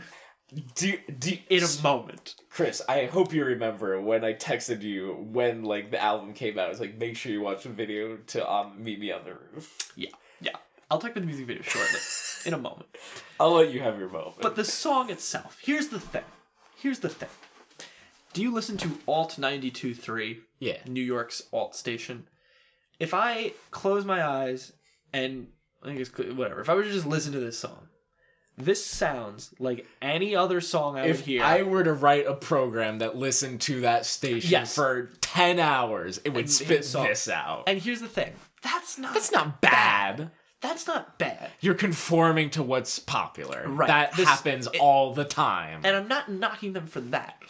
It sounds like those other songs. It's fun. It's poppy. It's upbeat. But like I was saying for Oh Yeah, what's your spin on it? What's the unique Green Day sound to it? Nothing. It's just this doesn't even seem like a Green Day song at this point. No, the other three. No. And I think that's a thing that gets thrown a lot of like this sounds like it was like, well, what does Green Day sound like? I'm sure that the artists themselves, the three guys, would probably say, well, we want to grow. We don't, you know. I feel like it's another big problem artists fall into is we don't want to play the same songs for the rest of our life. Yeah. We want to do other things. So if they're trying to be like, oh, you know, that's different, fine. It's tricky with Green Day because that's their entire brand is like, you know, American Idiot is kind of so infused with their brand. Who they are. So it's like, you want to do something different, fine. It doesn't have that Green Day sound, fine. I'm not asking for the Green Day sound. I'm asking for a Green Day sound. Something where I can be like, oh, this is unique about this song. And I'm not asking for it to sound like American Idiot. I'm not asking for it to sound like 21st Century Breakdown. I'm just asking for it to sound like something. If I close my eyes, I'm like, yeah, this just sounds like every other song. Anyone could have written this song. And if you did a cover of this song, no one would know the difference. Exactly. If I took two guys who are in an indie band that makes songs like this, they could probably do it better. Yeah. They could probably do it better. I think that's the thing. Yeah. Say what you will about Green Day, but like within their genre confines and like their style, they usually do it the best. Right. Like, it's like, all right, well, like, that's why Green Day covers, like, aren't popularized. It's like, well, they already did the best version of that song. Not the case for this song. This album also, but this song specifically, I was like, I could get two guys to do this better. I feel like there's so much you could add to this song. Right. Musically. Yes. Like, I imagine a little, like, a synth background and, like, a little theremin even. Just anything to give it texture. Because this is so bland. It just going back to what you said, it just sounds like the producer's like, you gotta make a song that sounds like this. And they were like, all right, and they did it. Yeah. So that's how I feel about the song. Then the music video. The music video. I just want to give some context. And context is so important for this man right now. So the music video. The very first frame Well, the first frame is just the opening shot. the opening. The- So I'm gonna go frame by frame of the music video. Okay. Frame 1, it is kids at what appears to be a High school, middle school, a school. You can't tell from the first frame. It's a school and it's the football field, and there are a bunch of kids walking around. In a city, probably Los Angeles. Bless me. Whoa. Okay. So that's frame 1. Or that's frame 1. Frame number 2. The second frame. In big red letters, it says, Gaten Matarazzo in Green Day's Meet Me on the Roof. They are selling us that Gaten Matarazzo of Stranger Things The and big Verizon the commercial. kid. The kid. The kid from Stranger Things and the Verizon commercials with the curly brown hair, and the... It looks like a dork. Well, they all look like dorks. Yeah, but he especially looks like a dork. He's the one with, like, the teeth Yeah, the that teeth thing. are a little, like... And he knows not he has the teeth thing. typical. Anyway. You know him. You know the guy. You've seen him in some way, shape, or form. He was on Les Mis and Broadway. Anyway. So they are selling us on the fact that Gaten Matarazzo of Stranger Things is in this music video. I hate Gaten Matarazzo. He is my arch rival. And you might be thinking, Chris. That's probably a one-sided rivalry. It's probably one-sided. And you're right. Chris, he's some famous kid who you've never even met, who you're just picking up for no reason. Oh, I've met him. I've talked to him. Every year for the last 3 years, me and Gaten have little heart-to-hearts. And I don't like him. Now, here's the thing. I don't want this podcast to blow up, so I'm not going to make any accusations I don't have proof for. But I am going to say he wronged me at an event where I met him. He may or may not have done something. I mean, we still don't know 100% that it happened. But he may or may not have been dishonest in an event. Then the following 2 years, that really wasn't relevant. I tried talking to him. This was like 2 months ago. I was just like, so what do you do on the weekends? Like, what do you do? And he was like, well, I have to read all of these monologues that I have, and I'm just trying to catch up on scripts and just really indulging myself as an actor. I was like, oh, fuck you. All I wanted for you to just be like, oh, I'm riding skateboards now. Like, I just wanted you to be a person, and he couldn't. He had to be a little actor. Just be both. And I know this is ridiculous, and I'm definitely the villain here. 100% sound like I am in the wrong.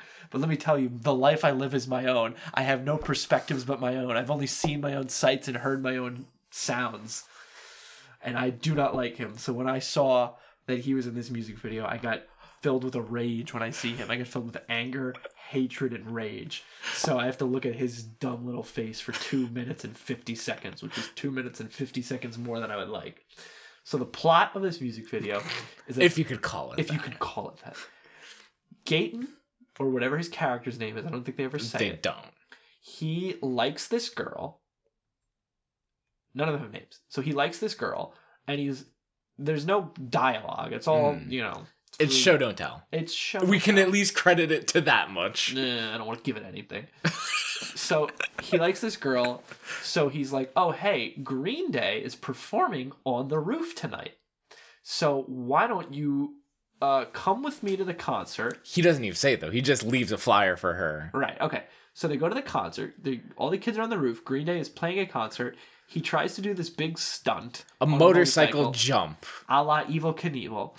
Fails because his motorcycle won't start. The motorcycle doesn't start. He looks like a fool, an absolute fool. He runs away. And nobody says anything. Right. So Billy Joe Armstrong finds him. He's like, hey, kid. Again, no dialogue, but he's like, hey, kid, you can ride my motorcycle. That definitely works. Sponsored by Harley Davidson. A disgusting product placement. Tells the kid go for it. He does the jump and kisses the girl, and that's it. That's it. And Green Day's playing throughout on the roof, as promised. I just have a lot to say. And what a fucking brain dead idea. Here's the thing. The fact that Green Day was like, oh, we're so cool. We're going to go play a high school rooftop gig, and we're going to be the coolest guys ever. And it's like, yeah, Green Day, a bunch of high schoolers probably would think you're the coolest guys ever. They're the only ones, actually. They're the only ones who think you're cool. Fucking Mike and Trey are just grinning ear to ear because people are clapping for them. It's just disgusting. And here's the thing, I'm gonna go on record say I'm being a total hypocrite. If they played at my high school, or even currently, they just came to my area, like, we're gonna do a local show, you can come, I'd be like, that's awesome, and I'd be so happy the whole time. I wouldn't. I'd be booing them. No, you wouldn't. Well, we'll see. We'll see. We'll see if Tatton's there. So then Billy Joe sits down and gives this kid, he's like, hey man, like portraying himself as like the hero, the cool guy, because Billy Joe's infallible in his own world. He's like, oh, I'm gonna be this hero. That's gross to me. The Harley Davidson logo, the product placement is dumb. Here's another thing. Think of, and I probably should have brought some examples, but think of some great music videos and about how they take the lyrics of the song and maybe have metaphors. We can even talk about Green Day's The Walking Contradiction. That's a fun one. Redundant is a really good one. I'm trying to think of like some popular music videos about. Here's the thing: music videos in general don't mean anything. I disagree. Oh, okay. Again, I wish I had brought some examples, but I think that there are some music videos. Now, Girls. That's an amazing music video. Dude, how do I'm like, what do these girls even look like, Vince? And then you see him, and thank you for showing me these girls, Vince. I'm like, well, what do you look like, Vince? And I'm like, oh my gosh, there he is. There he is. This is the lyric video because I wanted to know. On the Sunset Strips. This song is my favorite song we've ever talked about on the show. Oh, update. So in the first or second episode, we talked about this because I was watching first episode the new Celebrity Apprentice. Correct. And that season ended, and there's no more new episodes of that show. So bummer. So we can't continue the podcast. We have nothing to talk about. I haven't seen every season of Celebrity Apprentice. Really? I've seen I figured you just had. I've seen more than half. I have debated going back and rewatching some of the seasons I missed because I love that show with my heart and soul. Mm-hmm. Anyway, yeah, so this music video, I think there are a lot of music videos that enhance the song and I think go hand in hand with it and make it better. How fucking on the nose, in the bad way, Meet Me on the Roof. So the song is Meet Me on the Roof. What's the music video about? Oh, well, they meet on the roof. So he literally has flyers that say Meet Me on the Roof. Isn't that clever? Invites the girl to go meet him on the roof. And then what happens? Oh, Green Day's there. They're really cool. And Billy Joe is like super cool. And everybody's awesome. And Trey's last name is cool. And everybody's great. And Green Day's perfect. And he meets her on the roof. And it's a party. And it's like... Why did you have to write this, Billy Joe? Listen, I don't know how involved he is with the music video. It's just... No. Just like, why do you have to write this song? Like, what in him was like, I have to express this? I think the answer's nothing. We've established that. But we don't... I want an answer from him, though. I'm getting sick and tired of talking about Either it. way, let's go on. So, you thought that was bad. Those were the 4 good songs on the album. And those were the 4 better songs on the album. I would not call them good. Okay. I was a teenager.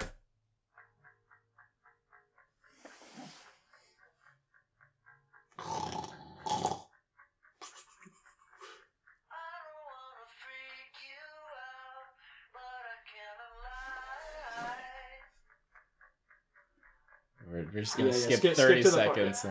Oh wait, never mind. It's still going.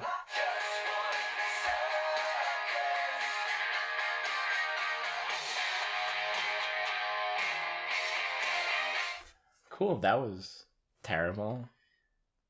Hey, here's all I have to say about this song. I was a teenager. Oh, the thing he says over and over and over, and that's all he says, and this song sucks. It doesn't mean anything. What does that mean? I was a teenager. Everyone. I know. I'm sure he's like, oh, I'm smart. Like I was a teenager. He's like, here's the thing. That could mean something, but you have does not elaborate.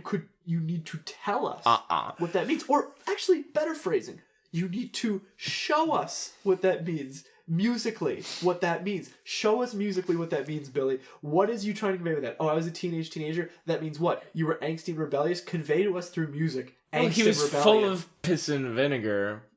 He says that. But show us musically. It's so... Give us Ugh. something.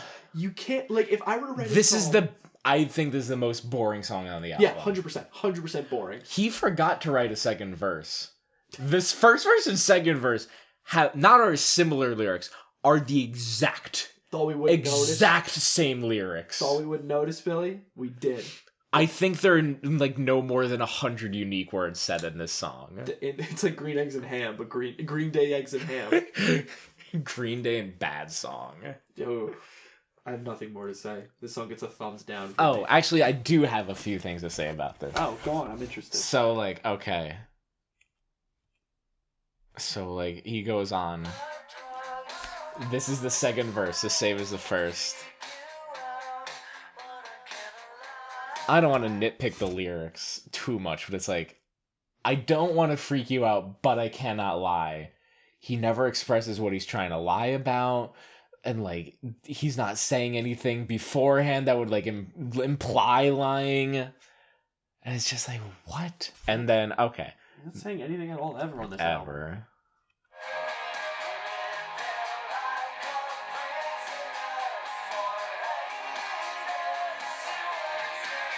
So, like, at the final chorus, like, there is some stuff going on. It's like, why wasn't this here the whole time?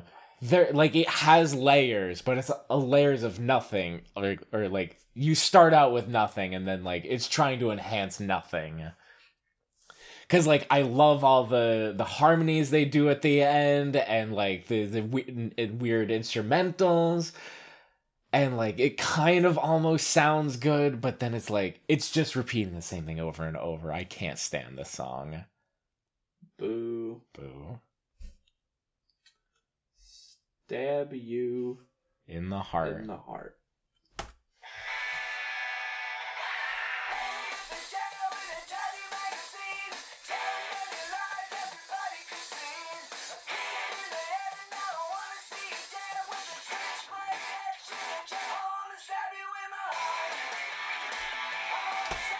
What is this, surf music?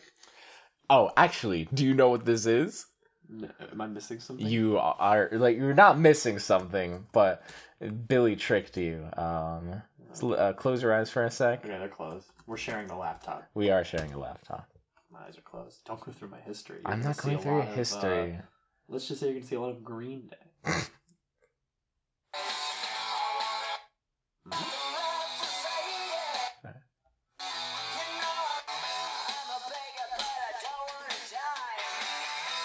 There we go. Can I open them? Yeah. Wait a minute. I want to stab you in the heart. The same thing. It's the same riff. It's the same riff, just a little faster. I want to stab you in the heart. Well, it is. It is. Yeah. I hate this song. I didn't hate this song. I was just like, oh, it's surf music, but like. Oh wait, I'm trying to get it timed up right. Oh baby, baby, it's fuck time. I really wanna make you mine. Oh baby, baby, it's fuck time. There's nothing left to say, yeah. I'm so disappointed. Right? Do you think that's on purpose? Do you think that like I think they just like, whatever. The same thing, yeah. like, years I later? like I've honestly done that as like I've written a similar riff like, oh wait, that's just the same one. Well, let's toss it and not repeat but myself. You would hope that Green Day would either A, remember, or B, someone would check. Yeah. But they're like I really feel like it's like whatever. Oh, low key, super tangential, but sometimes I wonder about that about like current writers of The Simpsons. Or right. Family Guy. Are they ever like, oh, do they consult the record? They just like have a keyword of encyclopedia stuff. It's like, did Homer ever? Yeah, right. I thought. Did he ever eat Pop Rocks so much that he thinks he's gonna explode and he has to go to the doctor? Like no, but he did do that with diet soda and Mentos already. Yeah. Fuck, all right. I think I'm more Family Guy because I was watching some bit where they were like making fun of McDonald's. And I was like, oh, this is for like season 2. Do the current writers No, like McDonald's is off territory. No, but it was like, do they even know either A, I don't know if it's the same writers or not, but if it is, surely they would have forgotten. If it's not, maybe they didn't see it. But I was like, I wonder if there is somebody checking that they don't repeat a bit that they did already. The fans. No, I have know. no idea. It's an interesting thing I thought. It is. I don't know who would be able to answer that question for me. Seth. Seth McRib himself. Seth McDonald's. Seth McDonald. I want a McRib so bad right now. You may not have one. I may not. It's killing me. Let's go on. Stab you in the heart. Whatever. Stab through the heart. Wait. Actually, like stab. Like, when did this become like? I guess it follows from Teenage Teenager. I feel like this conveys Teenage Teenager more than Teenage Teenager does. Yeah, this song makes Teenage Teenager look like Fire Ready Aid. God, that bit won't get old. All right. Okay. Sugar Youth. Sugar Youth.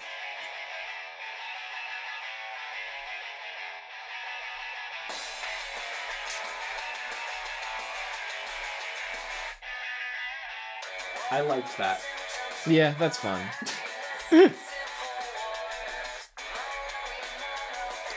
Just skip to the chorus. Yeah.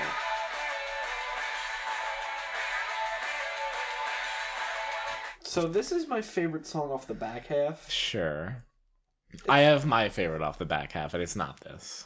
I like this one. I just think it's got a sound that I vibe with, and it's like it's harmless. It just feels like a beat, like just something that they cut off of Revelation Radio. Listen, if I were to rank my favorite song from every album, this would probably be at the bottom. Yeah. I don't like it a lot. I just think it's like it's serviceable. And I think if this were like song number 1 or 2, I'd dislike it more. But I think that's 7 out of 10. It's a 7 out of 10 song. You know? It's just kind of like, yeah, that was fine. I think if they snuck this into Uno, I wouldn't notice. Yeah, I like that guitar part in the beginning. Yeah, that's fun. I don't know. I wish there were more fun parts in this song. This doesn't sound fun. There's nothing like, oh, this is fun. Wow, I'm getting into this. It's got kind of like an upbeat thing, I guess. But then you have stuff like I Was a Teenage Teenager that just puts you to sleep. Right. And it's not like even a ballad. It's just like it's nothing. It's not. Yes, it is nothing. For me, it was nothing in a kind of comforting way where I could just like have it on and yeah, that's like it, but... Oh, I'm talking about Teenage Teenager was nothing. Oh yeah. No, this song is like this is like yeah, like all right, well, whatever. Yeah. If you put it in my mind, oh, yeah, that's. But also, I think it's not really the impression I'm getting by just Sugar Youth. It's not trying. Like if the title of this song was like some pretentious shit, yeah, like my biggest secret is you. I'd be like, wait, what? Yeah, but it's just like it's just like about not just I don't know. being young. Again, I'm not saying it's great. No, it's just compared to the rest. It's the tallest short guy or whatever that is. There a solo in this song? I feel like there is. Oh,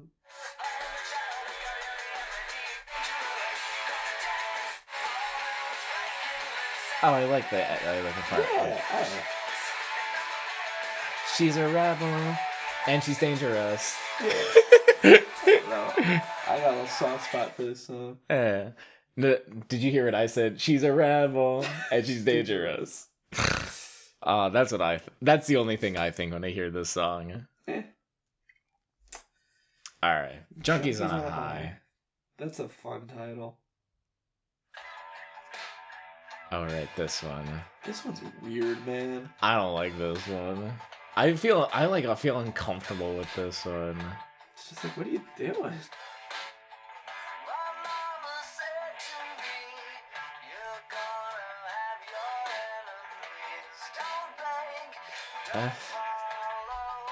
And then skip.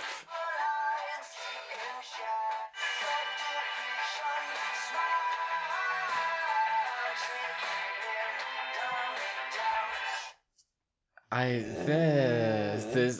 guess this is like him reflecting on his drug use. I'm gonna be honest, as this album goes on, it is such a short album. Yeah. But it's just so draining to me. Oh, yeah. I feel like we've been listening to like 20 songs. Yeah, literally. And it's a fraction of what we normally would have. Yeah. But we are 80% done with this album now. It doesn't feel like literally when I finish Junkies on a High, I'm just like... or when I get to Uh-huh. Zone High, I'm just kind of like, come on, man. Like, let's just. It's like a only been slog. 20 minutes at that point, It's though. a slog, though, to Yeah. get here. And, like, Green Day's written albums that are, like, 3 times its length. But go by so much quicker. Yes. And I don't know. Maybe just because these songs are slower. Maybe I don't know. But some of them are so fast. Like, Fire Ready Aim is less than 2 minutes long. Sugar Youth is short. Yeah, Sugar Youth's fine. Stab You in the Heart is short. They are short. They just don't feel short. No. So it's just kind of. I know. What the heck? I have nothing to say about this song. Blech. Next. Take the Money and Crawl.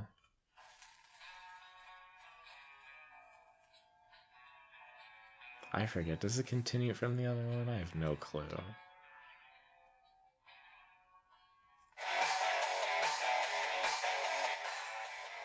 Yep, that's the guitar.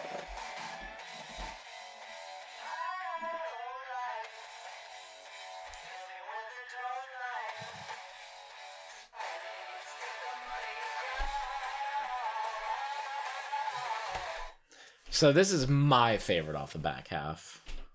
I think I was trying to think what yours would be, and I was like, I can't even hazard a guess. No. I was like, I have no idea. Nah, Take the Money and Crawl is like fine. This is also another one. It's like, oh, this is more classic Green Day. But again, what does that even mean? Sure. At this point, it's like that's not even saving them. And like, at least this is, I guess, trying to say something barely, but it is trying. And then I do like the chorus. It's fun. catchy, it's fun, it's upbeat, it doesn't make you want to just like jump off a cliff. Well, speak for yourself. Please don't. Please don't jump. Oh my god. Yeah. I like this one. I think it gets weird with it. Oh, this solo is really weird. I actually don't like it.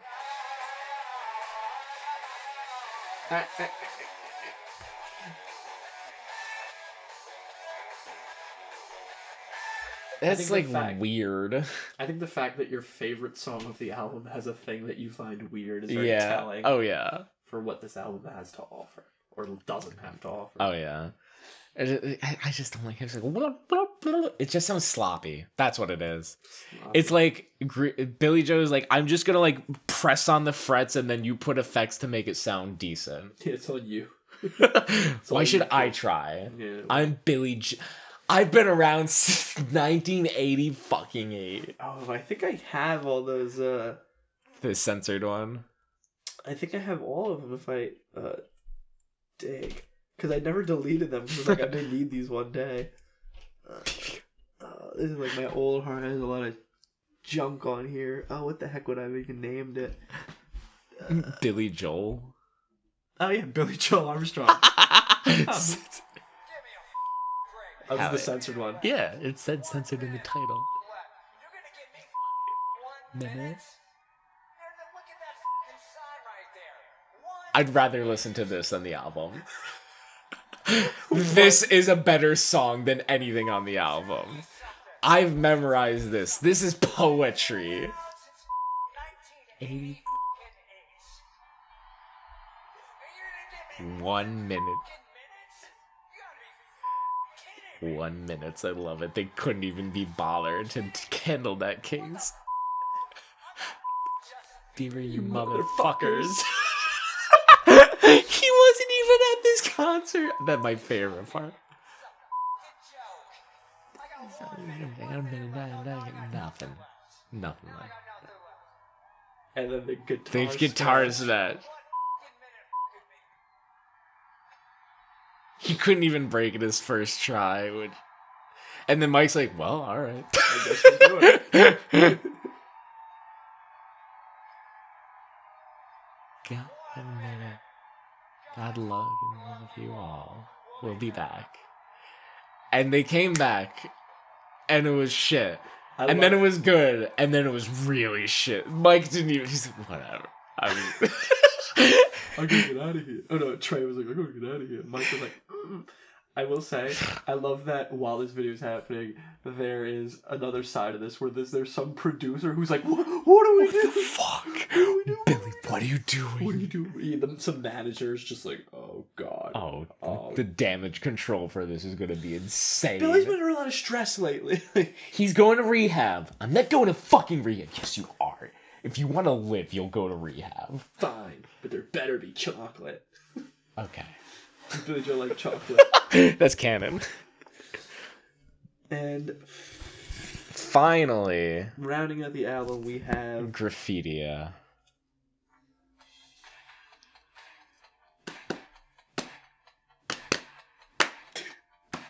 That's all I was born 14 years ago in Washington, D.C.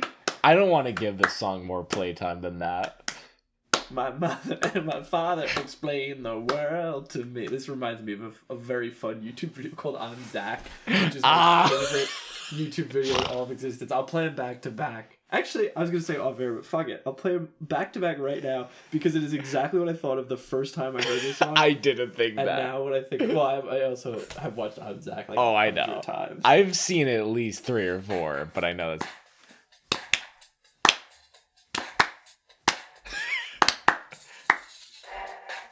Alright, and then I'm going to play the beginning of Graffitia.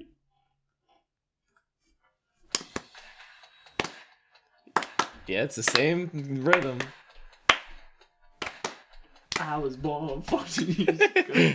Anyway, that's all I have to say. Is that reminded me of I'm Zach. Speaking of I'm Zach. Uh-huh. I'm done.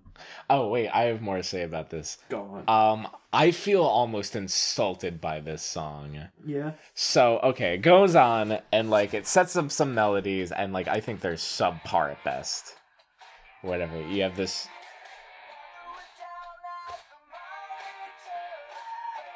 And, like, the whoa is fun, very Green Day. Then we have...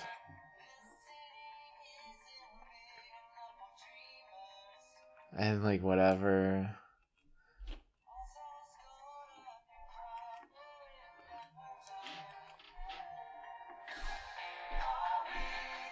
So, like, that's the 2 main melodies.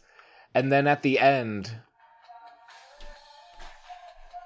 they have this fade out thing where it, like, combines the 2 melodies set up. That it was, like, some grand memorable thing. 'Cause, like, they've done songs like that off of 21st Century Breakdown, notably American Eulogy, when they're like, I don't want to live in the modern world on top of hysteria. Like, that was cool. And it's like, oh, those are, like, really cool parts of, like, this same song that, like, they shouldn't go together, but they do. It's interesting. Uh-huh. I'm insulted because it's like, oh, like... I feel like this final send-off is like, oh, we had, like, all this cool stuff, and now it's, like, amalgamating at the end, and, like, it really blended together, and, like, we had a consistent theme throughout. It's like, no, it didn't. And I feel like Graffitia is just supposed to, like, it's, like, saying urban area without saying urban area. Mm-hmm. Yeah, for sure. I don't know if that, like, has any racial implications, but I feel like Billy Joe is not the person to be talking about Graffitia. I don't know that he isn't. I just feel that if he were to do it, it's got to be better than this. Yeah, it didn't say anything. No. It just feels like him, like, writing down a list of hot topics. Uh-huh. And just, like, trying to approach all of them the only way he knows how, which is just producing a mediocre fucking song. It's just, it's sad, especially coming home Revolutionary Radio, where Ordinary World was the closer and was the best song on that album. Yeah. Coming to Graffitia, which Green Day really just doesn't know how to do closing songs. Which has always been a thing, I will concede. But they always have weak endings. Always. But, like, it doesn't mean I'm still not going to get mad that it's a weak ending. No, of course not. No, that's not an excuse at all. I don't know. If anything, it's just, like, proof that they're not growing or whatever. Yeah, so this album sucks. Just plain and simple. It's bad. Don't buy it. Don't listen to it. It's just like the only song I would recommend if I had to is like maybe Oh Yeah. Father of All or Oh Yeah. Those are the only two that's even barely acceptable. And, like, they knew that, because they're the only ones that have music videos. Well, Well, Meet Me yes, on the Roof, Meet Me on the but- Roof. which I feel like Meet Me on the Roof seems like it was made to To be be the a biggest. single. Yeah, like made because it's got Gaten in the music video. It's got the Mhm. sound that it could work on the radio, and I haven't. I listen to the radio pretty frequently. I haven't heard it. Haven't seen it. Yeah. Just nothing. Mm-mm. Nothing. So I don't know. Green Day past their prime, but I don't think that's any new news. Yeah, this album is, like, not redeemable in any way, shape, or form. You either die a legend or live long enough to see yourself become Bad. a teenager. Oh, yeah. There are some teenagers working on this album. It's gross. Just disgusting. Makes me weep. Yeah. No, I wouldn't weep over that. That was an exaggeration. Weeping over this album is a waste of your time. Exactly. Go out and create something better. You know what? Create something better. Do a cover of one of these songs. Do it better than they did, because you can. Also, you know what? I overlooked this in talking about it. The album cover, which you can see in the top right corner, as it has been for the past 90 plus minutes, it's the American Idiot logo, just from a different perspective. And I can't imagine a bigger fucking fuck you to, like, their legacy, to be like, yeah, this is on the same par as American Idiot. I find that very insulting, honestly. You're right, it is. It's Wait, it's excuse a lower shot of American Idiot. Like, no, this is 100% below it. It's cropped. It's gross. It's cropped. That's what it is. This is Green Day cropped. It's like they took out all the good stuff. It's like, well, let's just sell the sound and nothing else. 0. I give this album a 0. Yeah. 0. God. I'm just scrolling through all of the better albums I could have listened to. Xmas Time of the Year. I didn't know this was on Spotify. A truly great song. If they did an album of 10 Xmas Times of the Year, that'd be a better album than Father of All. This went on Spotify in 2019. Jesus. That's the only word I know. It's the only word you need to know. Oh, glad it's on Spotify now. Yeah. Wow. Alright, I'm queuing it up. Yeah. Any final things? No. This album makes me upset. It's so bad. It just like make me roll my eyes. Mm-hmm. I hope their next one will be better, but I know it won't be. Well, I mean, listen, I'm rooting for Green Day. Yeah, I want good Green Day content. That's all I ever I'm not want. like a hater. I'm just saying it. I Like see don't it. want to dislike this album. No, I was excited. I went into it 'Cause, like, wanting to like it. When the single Father of All came out, I was like, this isn't great, but, like, at least it's something. Like, okay, they're trying a new style. If everything is up to this standard, that'd be fine. It's not going to be great, but it's going to be fine. And it was not fine. Not fine at all. Also, this album doesn't have a cohesive sound at all. Doesn't have a cohesive message, theme, story, nothing. There's It no has reason for this album to be assembled as is. nothing. No, it was cut and paste sloppily and just thrown together and just blech. Bad. Mm-hmm. Oh my gosh, the Simpsons theme. Do you want to cover this or put it in its own episode? Oh, this should be in its own episode. Okay. Actually, all right. Spoilers. If and when. Okay. Yeah. Nothing more to say. No, from me neither. I'm exhausted from this album. Yeah, every time. It just always feels like a slog. Yeah, I'm always just like, ugh. I'm not excited to listen to it like I am about other stuff. for sure. Well, Either way. I've been Jago. I've been Chris. Thanks for listening. We'll see you in the next episode. There'll be another one. There will be. We'll never As long finish the as show. No, I As hope long we don't. as Billy Joe has air in his lungs. He will continue to inflate his ego. Ooh, that was pretty good. God, Alright. Billy Joe, be better. Mike and Trey, you're fine. You're fine. Good night.